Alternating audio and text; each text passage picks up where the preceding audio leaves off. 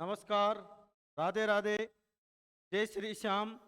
आज लेकर आया हूं मैं एनिमल हस्बेंड्री के आगामी 27 जून जो जेट का एग्जाम होने जा रहा है उससे संबंधित पशुपालन के इम्पोर्टेंट क्वेश्चन पर आज चर्चा करेंगे। तो अपन बात करते हैं पशुपालन से संबंधित अपने जो इम्पोर्टेंट क्वेश्चन है उन क्वेश्चनों पर चर्चा करते हैं। अपना फर्स्ट क्वेश्चन है, बीमार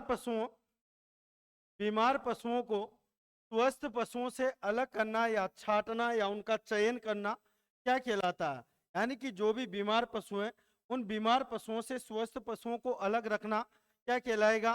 कलिंग कहा जाता है। क्या कहा जाता है? कलिंग। आगे अपन तीनों ऑप्शन पर भी बात करते हैं। डॉकिंग की क्रिया क्या कहलाती है? भेड़ों में डॉकिंग किसे कहा जाता है? भेड़ों में पूंछ काटने की क्रिया, भेड़ों में पूंछ काटने की क्रिया क्या कहलाती है? डॉकिंग। आगे बात करते हैं डिपकिंग। तो डिपकिंग क्या होता है? मुर्गियों में NaCl की कमी से केनाबोलिज्म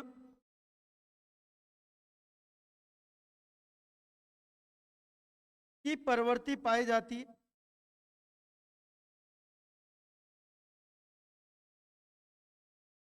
इसलिए मुर्गियों के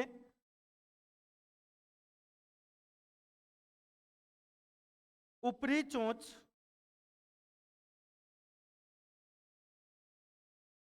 का 1/4 हिस्सा काट दिया जाता है।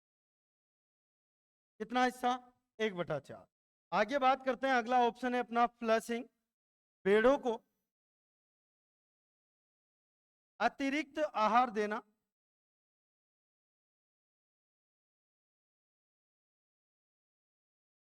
भेड़ों को अतिरिक्त आहार देना क्या कहा जाएगा? फ्लशिंग। देखो भाई, डॉकिंग किसको कहा जाता है? भेड़ों के अंदर पूंछ को काटने की क्रिया क्या कहलाएगी? डॉकिंग। दूसरी बात की जाए कलिंग, बीमार पशुओं से स्वस्थ पशुओं को अलग करने की क्रिया क्या कहलाती है? कलिंग। तीसरा ऑप्शन है डिपकिंग। डिपकिंग क्या होता है? मुर्गियों में NaCl की कमी से मुर्गियों के अंदर एक प्रवृत्ति पाई जाती है जिसे बोला जाता है केनाबोलिज्म। और केनाबोलिज्म की प्रवृत्ति के कारण मुर्गियों के अंदर अपने ही जाति के छोटे चूजों को मारना ये प्रवृत्ति पाई जाती है। इसलिए इनकी आपस की प्रजातियों में किसी भी प्रकार की कोई हानि ना हो, इसलिए मुर्गियों की जो ऊपरी चोंच होती है उसका 1/4 हिस्सा क्या कर दिया जाता है? काट दिया जाता है। क्या किया जाता है? काट दिया जाता है। इस क्रिया को क्या कहते हैं मुर्गियों में? डिविकिंग। फ्लशिंग की क्रिया किसको कहते हैं? भेड़ों में अतिरिक्त आहार देना क्या कहलाता है? फ्लशिंग। यानी कि मुर्गियों के भेड़ों के अंदर अतिरिक्त जो आहार दिया जाता है उसे क्या कहते हैं? फ्लशिंग। तो अपने चारों ऑप्शन पर बात हो गई है। डॉकिंग की क्रिया किसको कहेंगे? भेड़ों के अंदर पूंछ को काटना क्या कहलाता है? डॉकिंग। कलिंग की क्रिया, कलिंग। बीमार पशुओं से स्वस्थ पशुओं को अलग करना क्या कहलाएगा? कलिंग। डिविकिंग, डिविकिंग में अपने बात की कि मुर्गियों के अंदर जब NaCl की कमी हो जाती है तो NaCl की कमी के कारण इनमें एक प्रवृत्ति या एक गुण पाया जाता है जिसको कहा जाता है केनाबोलिज्म, यानी कि अपने ही जाति के चूजों को मारना। इस केनाबोलिज्म की प्रवृत्ति से बचाव के लिए मुर्गियों की ऊपरी चोंच का हिस्सा लगभग 1/4 हिस्सा काट दिया जाता है। इस क्रिया को क्या कहते हैं? डिविकिंग। फ्लशिंग की बात की जाए तो फ्लशिंग क्या होता है? भेड़ों के अतिरिक्त, यानी कि भेड़ों को अतिरिक्त आहार देना क्या कहलाता है? फ्लशिंग। तो अपना क्वेश्चन क्या था? बीमार पशुओं को स्वस्थ पशुओं से अलग करना क्या कहलाएगा? कलिंग कहलाएगा। क्लियर? नेक्स्ट क्वेश्चन पर चर्चा करते हैं। इसमें चारों ऑप्शन समझा दिया आप लोगों को। सेकंड क्वेश्चन की अपन बात करें, कलिंग का अर्थ होता है, यानी कि कलिंग की जो क्रिया की जाती है उसका अर्थ क्या होगा? यानी कि कलिंग में क्या किया जाता है? पशुओं को ठहराने की एक व्यवस्था नहीं होती, पशुओं को चारा उपलब्ध कराने की एक व्यवस्था, यह भी गलत है। अनु उर्वर पशुओं को हटाने की एक व्यवस्था, यह बिल्कुल राइट है आपका।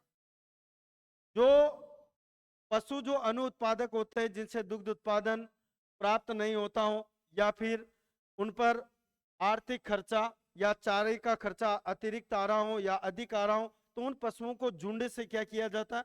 अलग किया जाता है तो ये क्या कहलाता है? कलिंग कहलाता है। क्लियर? नेक्स्ट क्वेश्चन पर बात करते हैं। ग्रूमिंग होता है। ग्रूमिंग, ग्रूमिंग क्या होता है? त्वचा को साफ करना। ग्रूमिंग की क्रिया क्या कहलाती है?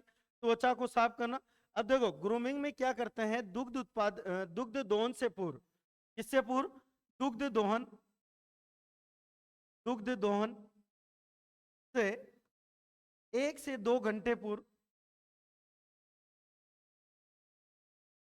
पशुओं में ग्रूमिंग की क्रिया की जाती, जिसके कारण उनके जो शरीर के ऊपर बाल होते हैं उन बालों के अंदर एक ब्रूस जैसा उपकरण या यंत्र होता है, उसे घुमाया जाता है, जिसके कारण पशुओं के अंदर एक तो शरीर का रक्त संचरण बढ़ता है, इसी के साथ साथ पशुओं के या गाय में, इसमें भेड़ में या बकरी के अंदर जो परजीवी होते हैं जैसे चिचड़ी, जवर है, किलनी है, उन सबसे भी पशुओं को क्या मिलती है? सहायता मिलती है या मदद मिलती है। तो त्वचा को साफ करने की क्रिया ही क्या कहलाती है? ग्रूमिंग। दुग्ध निकालने की विधि क्या है? दुग्ध निकालने के 2 मेथड है, हाथों द्वारा और मशीन द्वारा। पशु का चयन, पशु का चयन की गुणांकन विधि है, संतति परीक्षण है।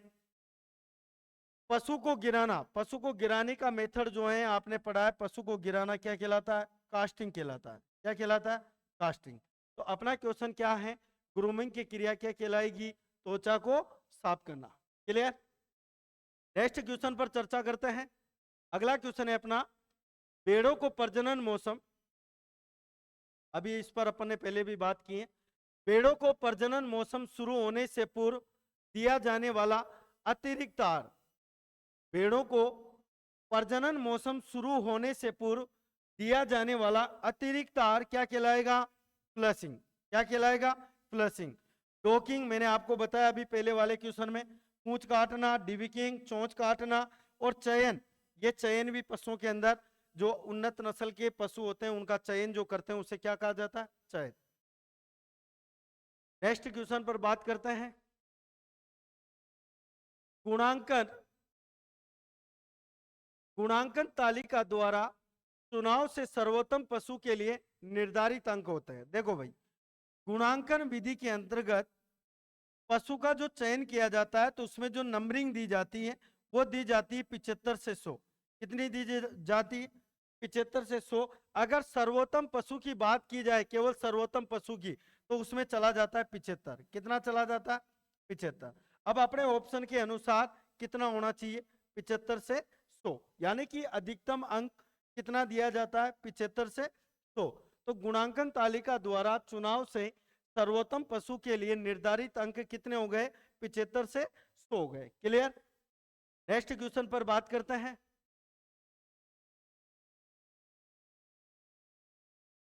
पशु को या पशु का उसके आर्थिक उत्पादक गुणों के आधार पर चयन कहलाता है, यानी कि पशु का उसके आर्थिक उत्पादक आधार पर जो चयन किया जाता है उसे क्या कहते हैं? व्यक्तिगत चयन, यह भी गलत है। वंशावली चयन, यह भी गलत है। परिवार चयन, यह भी गलत है। अपना आंसर क्या चला जाएगा? संतति चयन, या क्या चला जाएगा? संतति चयन। यानी कि पशु का उसके आर्थिक उत्पादक गुणों के आधार पर, यानी कि उसका जो इकोनॉमिक कंडीशन या इकोनॉमिक जो है उससे अपने को कितना मुनाफा प्राप्त हो रहा है, उसके आधार पर अगर अपन किसी भी पशु का चयन करते हैं तो वो चयन किसके अंतर्गत आता है? संतति चयन के अंतर्गत आता है। किसके अंतर्गत? संतति चयन। क्लियर? नेक्स्ट क्वेश्चन पर चर्चा की जाए। अगला क्वेश्चन है अपना, कम उम्र के पशु, कम उम्र के पशु जिनका उत्पादन शुरू नहीं हुआ है का चयन किया जाता है। जितने भी कम उम्र के पशु होंगे,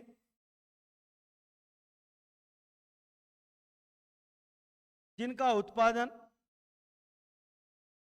शुरू नहीं हुआ, उन पशुओं का जो चयन किया जाता है वो किया जाता है वंशावली विधि में। कौन सी विधि में? वंशावली विधि। तो अपने ऑप्शन में देखें वंशावली विधि कहां बैठी है? ये। तो अपने तीसरे नंबर का जो ऑप्शन है वंशावली विधि, किसमें? कम उम्र के पशुओं में, यानी कि कम उम्र के पशुओं का जो चयन किया जाता है वो कौन सी विधि के अंतर्गत किया जाता है? वंशावली विधि। तो अपना थर्ड नंबर का ऑप्शन क्या चला जाएगा? राइट चला जाएगा। नेक्स्ट क्वेश्चन पर बात करते हैं। गुणांकन तालिका विधि, क्या कह रहा है क्वेश्चन? गुणांकन तालिका विधि में दुग्धांक के कितने अंक निर्धारित किए गए हैं? देखो, दुग्धांक की बात की जाए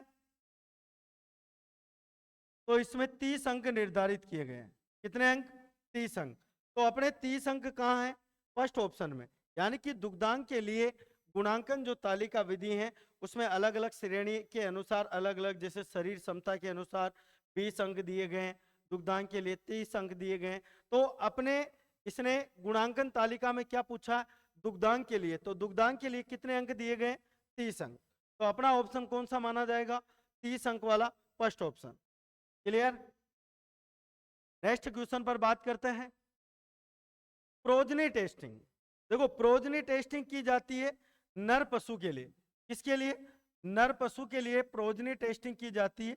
यानी कि जो प्रोजनी टेस्टिंग होती है नर पशु के चयन के लिए किया जाता है।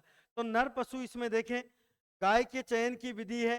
नहीं, ये भी गलत होगा। घोड़े के चयन की विधि भी गलत होगी। कोई नहीं, अपना आंसर क्या चला जाएगा? नर सांड के चयन के लिए। मैंने क्या बताया? नर पशुओं के चयन के लिए कौन सी विधि का प्रयोग किया जाता है या कौन सा टेस्ट किया जाता है, उसे कहा जाता है प्रोजनी टेस्टिंग। तो प्रोजनी टेस्टिंग के अंतर्गत क्या होगा? नर सांड के चयन की जो विधि होती है उसको क्या कहते हैं? Progeny testing. नेक्स्ट क्वेश्चन पर बात करते हैं। ये वापस रिपीट हो गया भाई क्वेश्चन। गुणांकन तालिका द्वारा चुनाव से सर्वोत्तम पशु के निर्धारित अंक है। मैंने पहले आपको बता दिया 75 से 100 अंक। कितने? 75 से 100 अंक माने गए। क्लियर? नेक्स्ट क्वेश्चन पर बात करते हैं। पशु का उसके आर्थिक उत्पादक गुणों के आधार पर चयन कहलाता है। यानी कि उसके आर्थिक उत्पादन गुणों के आधार पर जो चयन कहलाएगा वो कौन सा चयन होगा? संतति परीक्षण। कौन सा? संतति चयन। क्लियर? क्या होगा? संतति चयन। नेक्स्ट,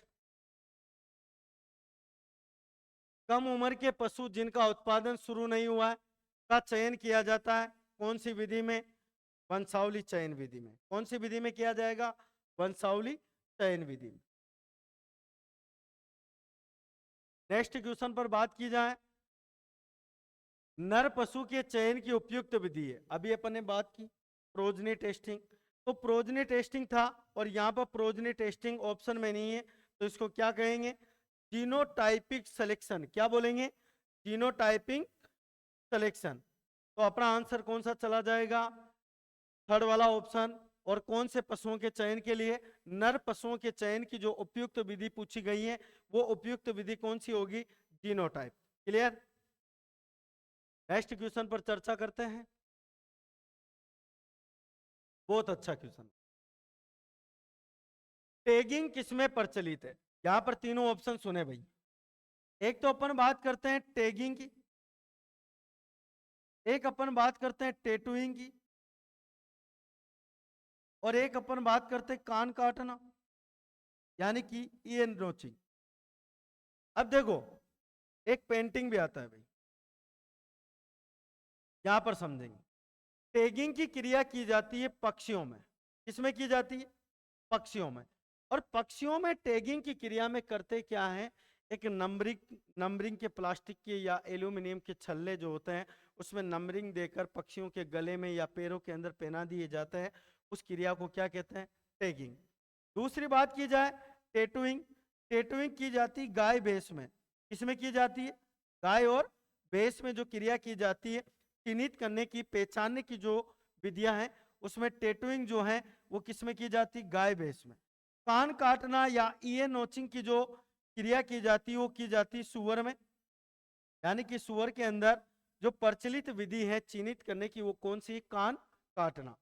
पेंटिंग की जाती है भेड़ एवं बकरी में। किसमें की जाती है? भेड़ एवं बकरी के अंदर कौन सी चिन्हित की विधि का प्रयोग किया जाता है? पेंटिंग का। तो अपने यहाँ पर क्या पूछ रहा है? टैगिंग। तो टैगिंग की क्रिया किसमें प्रचलित है? मुर्गियों में। किसमें प्रचलित है? मुर्गियों में। यानी कि पक्षियों की कौन सी प्रजाति? केवल यहाँ पर मुर्गियों की। तो अपन पक्षियों की बात कर रहे थे कि पक्षियों के अंदर कौन सी क्रिया की जाती है? टैगिंग। चले भाई, नेक्स्ट क्वेश्चन पर बात करते हैं। क्या आ गया भाई? टैटूइंग। देखो टेटोइंग की क्रिया, अब टेटोइंग मैंने आपको बताया गाय भैंसों के अंदर क्या होता है, पशु को चिन्हित करना। पशु को चिन्हित करना क्या कहलाता है, टेटोइंग कहलाता है। क्या कहलाता है, टेटोइंग। पशु को गिराने का तरीका, ये तो पशु को गिराना क्या कहलाता है, कास्टिंग कहलाता है।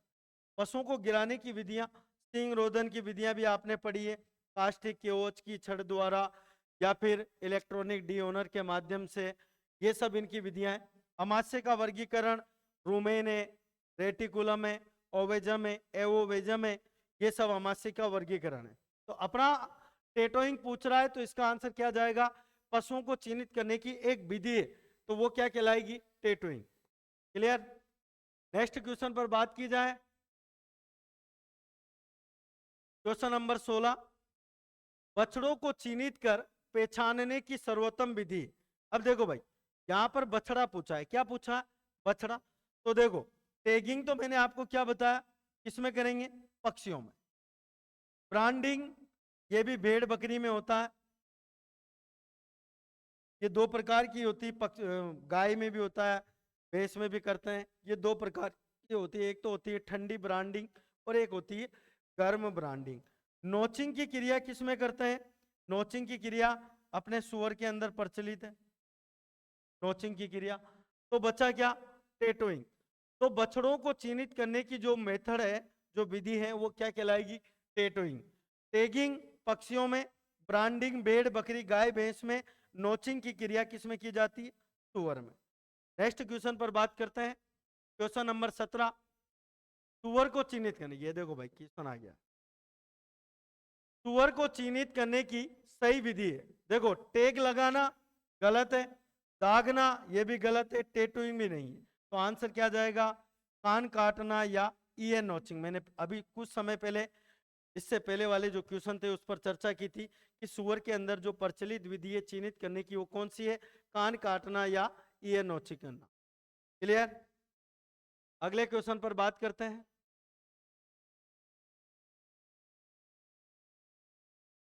पशु आयु निर्धारण की सर्वोत्तम एवं वैज्ञानिक विधि, यानी कि पशु की जो आयु निर्धारित की जाती है उसके लिए सर्वोत्तम विधि कौन सी है। देखो पशुओं में अगर बात की जाए कि पशु की आयु ज्ञात करने के मेथड कौन कौन से हैं, तो मेथड में तो शारीरिक दशा देखकर ये भी सही है, खुर देखकर ये भी सही है, सींग देखकर ये भी सही है, और दांत देखकर ये भी सही है। पर इसने पूछ क्या लिया, सर्वोत्तम विधि, यानी कि सबसे उपयुक्त विधि पशु की आयु ज्ञात करने की कौन सी विधि है, तो दांतों द्वारा।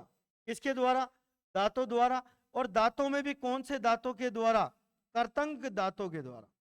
कौन से दांतों के द्वारा, कर्तंग दांतों के द्वारा पशु की क्या की जाती है, आयु ज्ञात की जाती। अपना ऑप्शन कौन सा चला जाएगा, फोर्थ ऑप्शन, पशु की आयु निर्धारण करने का सर्वोत्तम मेथड कौन सा है, दांतों को देखकर। क्लियर। नेक्स्ट अगला क्वेश्चन है अपना, डेयरी पशुओं, डेयरी पशुओं का अस्थायी दंत सूत्र विन्यास क्या है। इसने अस्थायी पूछा है भी, क्या पूछा है, अस्थायी। तो अस्थायी में अपने को याद होना चाहिए कि पशुओं के अंदर अस्थायी दांतों की संख्या कुल कितने होते हैं, 20।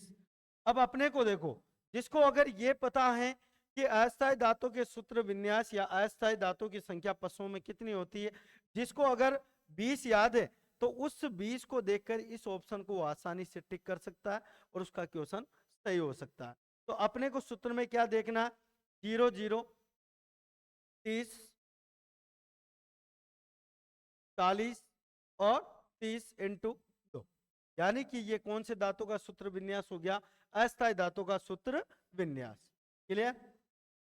अगले क्वेश्चन पर बात करते हैं, जुगाली करने। देखो भाई क्वेश्चन क्या कह रहा है, जुगाली करने वाले पशुओं में ऊपरी जबड़े में दांतों की संख्या होती है। देखो दांत अपने इंसाइजर, केनाइन, प्रीमोलर और मोलर, 4 प्रकार के दांत होते हैं। इंसाइजर दांतों को कहा जाता है कर्तन दांत। केनाइन दांत जो होते हैं मांसाहारी पशुओं में पाए जाते हैं, इन्हें कहा जाता है कील दांत। प्रीमोलर दांत कहा जाता है अग्र च्वणक, और मोलर दांत कहा जाता है च्वणक दांतों। तो ये अपने 4 प्रकार के दांत हैं। ऊपरी जबड़े में अपने जो पशु होता है उसके ऊपरी जबड़े में दांतों के स्थान पर एक उत्तक की मोटी परत पाई जाती है। क्या पाई जाती है? मोटी परत। और ये पूरी जबड़े की बात कर रहा है, मैं केवल ऊपरी जबड़े में कर्तन दांतों के स्थान की बात कर रहा हूं। तो ऊपरी जबड़ों में दांतों के स्थान पर एक उत्तक की मोटी परत पाई जाती है जिसे कहा जाता है दंत्युपुर या डेंटल पेड। क्या कहा जाता है मित्रों? दंत्युपुर या डेंटल पेड कहा जाता है। जबकि अगर अस्थायी ये जुगाली करने वाले पशुओं में ऊपरी जबड़े में दांतों की संख्या की बात की जाए तो सामने वाले ऊपरी जबड़े में स्थायी दांत या कर्तन दांतों की संख्या तो होगी नहीं, क्योंकि वहां पर क्या पाया जाता है? दांतों के स्थान पर दंत्युपुर या डेंटल पेड पाया जाता है। तो केवल ओनली फॉर ऊपरी जबड़े में अपने जो जुगाली करने वाले रोमंती जो पशु हैं उनमें कितने दांतों की संख्या पाई जाएगी? 12। क्लियर? नेक्स्ट क्वेश्चन पर बात करते हैं। काटने वाले दांत, अगला क्वेश्चन है, काटने वाले दांत कहलाते हैं। अब देखो, मैंने अभी आपको बताया इंसाइजर, केनाइन, प्रीमोलर और मोलर। यानी कि इंसाइजर दांत क्या है? कर्तन दांत। ये कौन से थे? कील दांत। और ये कौन से थे? अग्रचूर्णक और ये चूर्णक। अब इसमें क्या पूछ रहा है? काटने वाले। तो कर्तन दांत क्या करेंगे? काटने का कार्य। कर्तन दांत क्या करेंगे? काटने का कार्य। तो काटने का कार्य जो है ये कौन से दांत करते हैं? कर्तन दांत। और कर्तन दांत को इंग्लिश में क्या कहते हैं? इंसाइजर। मैंने अभी चारों दांतों की बात की। तो इंसाइजर जो दांत होंगे ये किसी भी चारे को या भोजन को काटने का कार्य करते हैं, तो वो कौन से दांत कहलाते हैं? इंसाइजर। इंग्लिश में इसे इंसाइजर कहा जाता है, हिंदी में क्या कहा जाता है? कर्तन दांत। तो अपना ऑप्शन कौन सा राइट होगा? Second option. Clear? Next question पर बात करते हैं। क्वेश्चन नंबर 22, चबाने वाले दांत कहलाते हैं। देखो, पहले काटने वाले दांत पूछे इसने, अब क्या पूछ रहा है? चबाने वाले। अब देखो, आई, सी, पी, एम और एम, ये तो कौन से हो गए? कर्तन। तो ये तो काटने वाले हो गए। कील दांत मांसाहारी पशुओं में पाए जाते हैं। प्रीमोलर अग्रचूर्ण, और ये अंतिम दांत चूर्णक। अपना आंसर क्या चला जाएगा? प्रीमोलर। क्या चला जाएगा? प्रीमोलर। यानी कि अग्रचूर्णक दांत जो कहलाएंगे वो कौन से हैं? चबाने वाले दांत है, और वो क्या माने जाते हैं? प्रीमोलर। यानी कि अग्रचूर्णक दांतों को इंग्लिश में क्या कहा जाता है? प्रीमोलर दांत। क्लियर? नेक्स्ट क्वेश्चन पर बात करते हैं। पशु की उम्र ज्ञात करते हैं। देखो क्या पूछ रहा है? पशु की उम्र ज्ञात की जाती है, और अपने सामने इसने ऑप्शन दे दिए 4। कितने ऑप्शन दे दिए? 4। खुरों को देखकर, मैंने आपको बताया पहले कि खुरों को देखकर भी पशु की आयु ज्ञात की जाती। सींग देखकर, ये भी सही है। दांत देखकर, ये भी सही है। तो ऑप्शन क्या चला जाएगा? Option number 4। यानी कि खुरों के द्वारा भी पशु की आयु ज्ञात की जाती, सींगों के द्वारा भी पशु की आयु ज्ञात की जाती, और दांतों के द्वारा भी पशु की आयु ज्ञात की जाती। हाँ, अगर अभी इस क्वेश्चन में पूछा जाता सर्वोत्तम, क्या पूछा जाता कि सर्वोत्तम विधि कौन सी है, तो सर्वोत्तम विधि के अंतर्गत आता दांतों द्वारा। क्या चला जाता? दांतों द्वारा। दांतों के द्वारा जो पशु की आयु ज्ञात की जाती वो सर्वोत्तम कहलाता है। क्लियर? नेक्स्ट, गाय व भैंस की औसतन आयु। तो गाय और भैंस की औसतन आयु होती है 20 से 23 वर्ष। कितनी होती है? गाय और भैंस की औसतन आयु कितनी? 20 से 23 वर्ष होती है। नेक्स्ट, पशुओं में सींग रोधन का सर्वोत्तम तरीका। पशुओं में सींग रोधन का सर्वोत्तम तरीका, यानी कि पशुओं के अंदर जो सींग रोधन की क्रिया की जाती है उसमें सबसे अच्छा मेथड कौन सा? देखो, आरी द्वारा, ये भी अच्छा मेथड नहीं है। विद्युत इलेक्ट्रॉनिक डीओनर, ये भी सही नहीं है। और ये उपयुक्त सभी ऑप्शन है, ये भी सही नहीं। अब इसने क्या पूछा है? सर्वोत्तम तरीका। तो आपने पढ़ा होगा रासायनिक विधि में KOH कास्टिक की जो छड़ होती है, इसको नवजात बछड़े के कास्टिक की छड़ का जो सींग आने वाले स्थान है वहां पर कास्टिक की छड़ को क्या किया जाता है? घुमा दिया जाता है, जिससे सींग आने आने से उसमें रोधक उत्पन्न हो जाता है, तो सींग नहीं आ पाते। तो इसमें सबसे अच्छा मेथड कौन सा हो जाएगा? रासायनिक विधि। अगर ये सर्वोत्तम ना पूछकर पूछता कि पशुओं में सींग रोधन की विधियां हैं, तो सींग रोधन की तीनों विधियां, सींग रोधन की तीनों विधियां, तो आंसर क्या जाता? उपयुक्त सभी। परंतु इसने क्या पूछा है?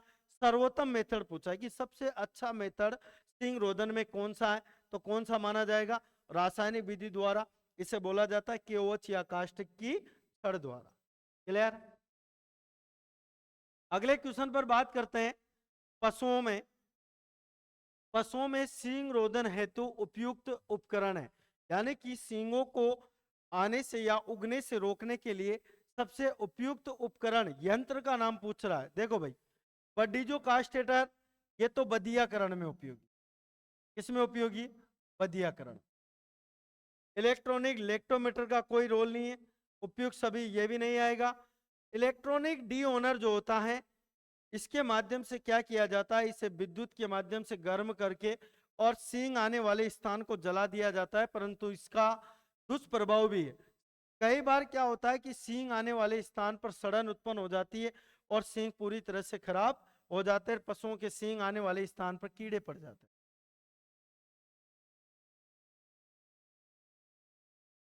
क्लियर?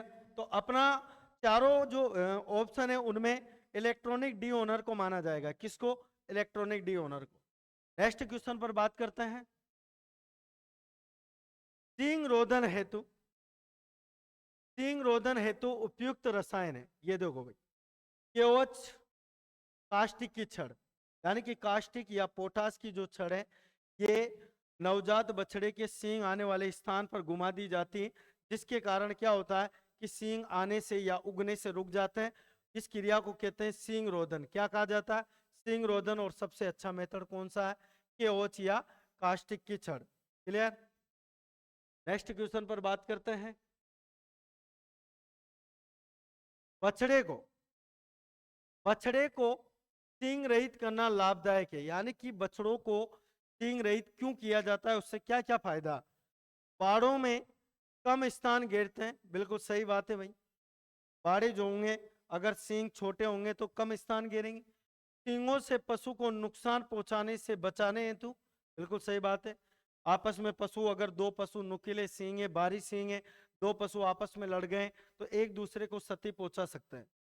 बछड़े को नियंत्रित करना आसान हो जाता है, बिल्कुल सही बात है। अगर किसी बछड़े के छोटे सींग हुए तो अपन भी उसे आसानी से नियंत्रित कर सकते हैं। तो आंसर क्या चला जाएगा? उपयुक्त सभी, यानी कि इसके तीनों ऑप्शन सही है। बाड़ों में कम स्थान को घेरता है, सींगों से पशु को नुकसान पहुंचाने से बचाने हेतु, बछड़े को नियंत्रित करना आसान हो जाता है। तो इसके तीनों ऑप्शन क्या है? बिल्कुल करेक्ट है। आगे बात करते हैं 29 नंबर क्वेश्चन।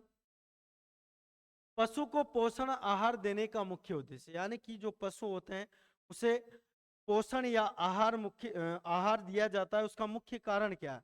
देखो, आहार दुग्ध उत्पादन के लिए, बिल्कुल सही बात है। गाय भैंस से अच्छा दुग्ध उत्पादन प्रोडक्शन हो, इसलिए भी पशुओं को आहार दिया जाता है।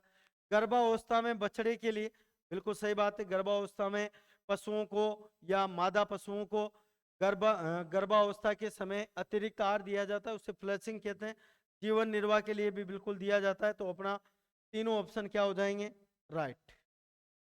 तीनों ऑप्शन क्या हो जाएंगे? राइट। दुग्ध उत्पादन के लिए भी आहार दिया जाता है, गर्भावस्था के लिए भी आहार, और जीवन निर्वाह के लिए भी आहार। तो अपने तीनों ऑप्शन क्या हो जाएंगे? राइट हो जाएंगे। अगले क्वेश्चन पर बात करते हैं। हरे चारे में होती है, हरा चारा जो है, देखो हरे चारे में सुपाच्यता, बिल्कुल सही बात है। हरे चारे के अंदर सुपाच्यता का गुण पाया जाता है। विरेचकता, ये गुण भी पाया जाता है।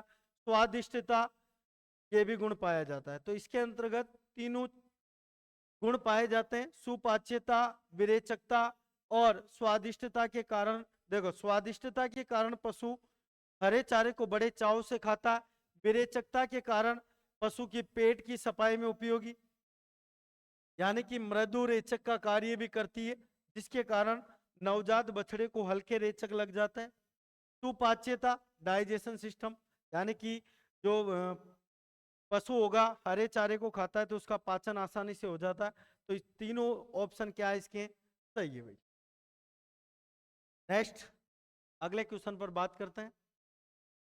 साइलेज का पीएच मान। अगर उत्तम श्रेणी का साइलेज पूछ लिया जाए या सर्वोत्तम साइलेज पूछ लिया जाए तो उत्तम साइलेज के अंतर्गत उसमें 3.5 से लेकर 4.2% उसमें क्या होना चाहिए, पीएच मान होना चाहिए। यानी कि जो सबसे अच्छा साइलेज होगा उस साइलेज के अंदर पीएच मान कितना होना चाहिए, 3.5 से लेकर 4.2 पीएच मान होना चाहिए। क्लियर। नेक्स्ट क्वेश्चन पर बात करते हैं। मोटे चारे में क्रूड फाइबर की मात्रा पाई जाती है। जितने भी मोटे चारे होते हैं उनके अंतर्गत क्रूड फाइबर की जो सांद्रता पाई जाती है वो पाई जाती है 18% से अधिक। कितने प्रतिशत से अधिक, 18% से अधिक क्रूड फाइबर की मात्रा पाई जाती मोटे हरे चारे में। अगले क्वेश्चन पर बात करते हैं। मादा से अंडाशय को निकालना कहलाता है। देखो मादा जो होता है, मादा जितने भी गाय भैंस मादा पशु जो होंगे उनसे अंडाशय को निकालकर और किसी दूसरे पशुओं में ट्रांसफर किया जाता है तो उसको मादा पशु से अंडाशय को निकालने की क्रिया क्या कहलाती है, स्पेइंग कहलाती है। क्या कहलाती है, स्पेइंग। क्लियर। नेक्स्ट क्वेश्चन पर बात करते हैं। कान में शुक्रवाहिनी को काटकर बांधना कहलाता है। यानी कि जो सांड नर पशु जो होंगे उसमें शुक्रवाहिनी को काटकर क्या किया जाता है, बांध दिया जाता है, उसे कहा जाता है वेसेक्टोमी। क्या कहा जाता है, वेसेक्टोमी। क्लियर। अगले क्वेश्चन पर बात करते हैं। नसबंदी कर नर सांड को कहते हैं बुलक, केपेन। केपेन मुर्गी को कहा जाता है। जितने भी बद्याकृत मुर्गे होते हैं उन सबको केपेन या केपोन कहा जाता है और इस क्रिया को केपोनाइजेशन के कहा जाता है।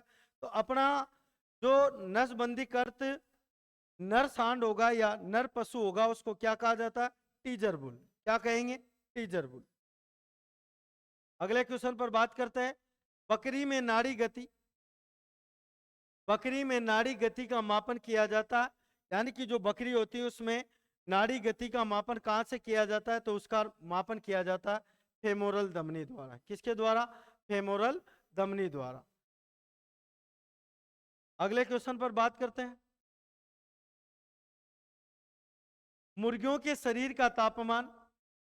मुर्गियों का शरीर का तापमान या सामान्य तापमान होता है। तो देखें मुर्गियों के शरीर का तापमान या सामान्य तापमान होता है 106 डिग्री फ़ारेनहाइट होता है। कितना, 106 डिग्री फ़ारेनहाइट। पर 106 अपने ऑप्शन में नहीं है, अपने ऑप्शन में क्या है 160 डिग्री फ़ारेनहाइट। तो क्या चला जाएगा, मुर्गियों का जो सामान्य तापमान होता है वो कितना होता है 160 डिग्री फ़ारेनहाइट। ऐसे तो देखा जाए तो कितना होगा 106, परंतु 106 ऑप्शन में नहीं है तो क्या माना जाएगा 160 डिग्री फ़ारेनहाइट माना जाएगा। क्लियर। नेक्स्ट क्वेश्चन पर बात करते हैं। चिकन मांस में,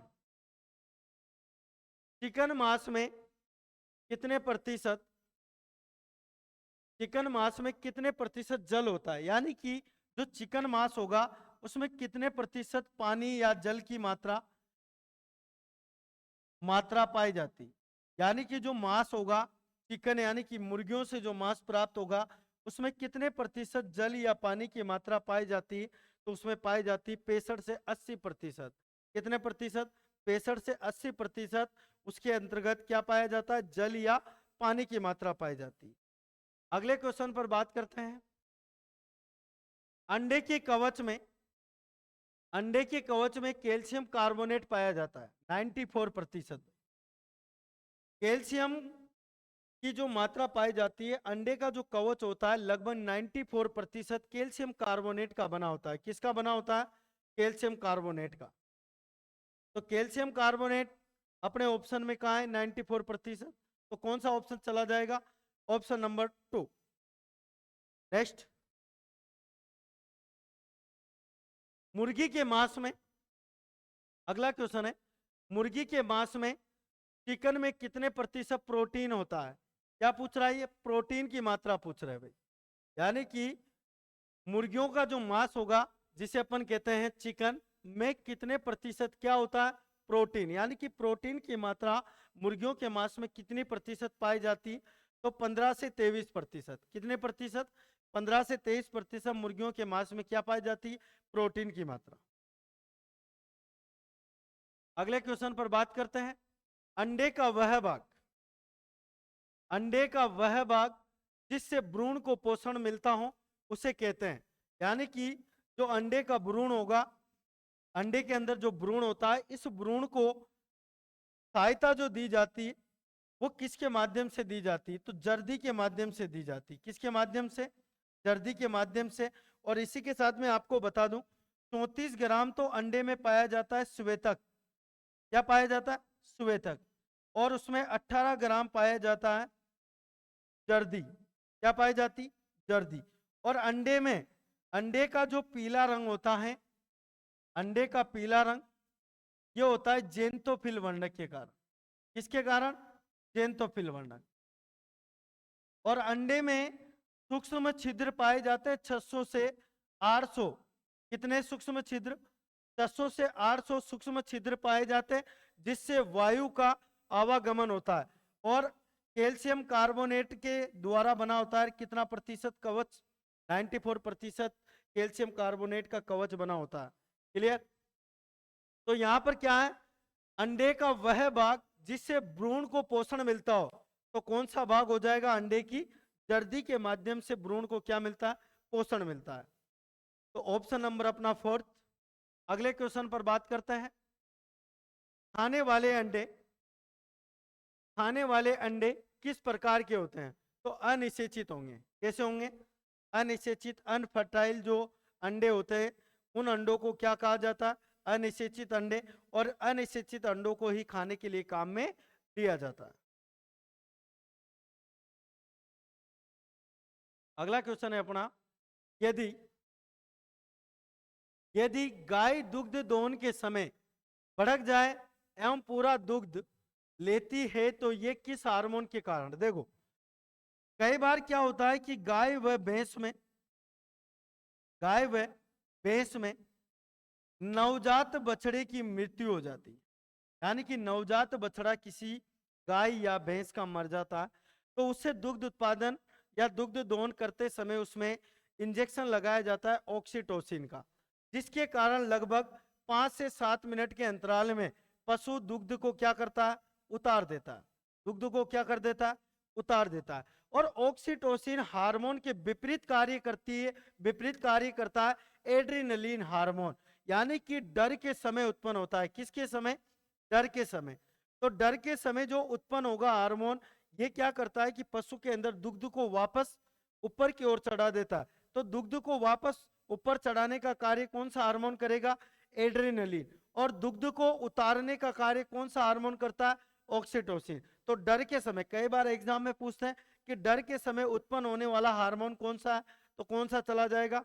एड्रेनलिन। नेक्स्ट क्वेश्चन पर बात करते हैं। गाय के दुग्ध का, गाय के दुग्ध का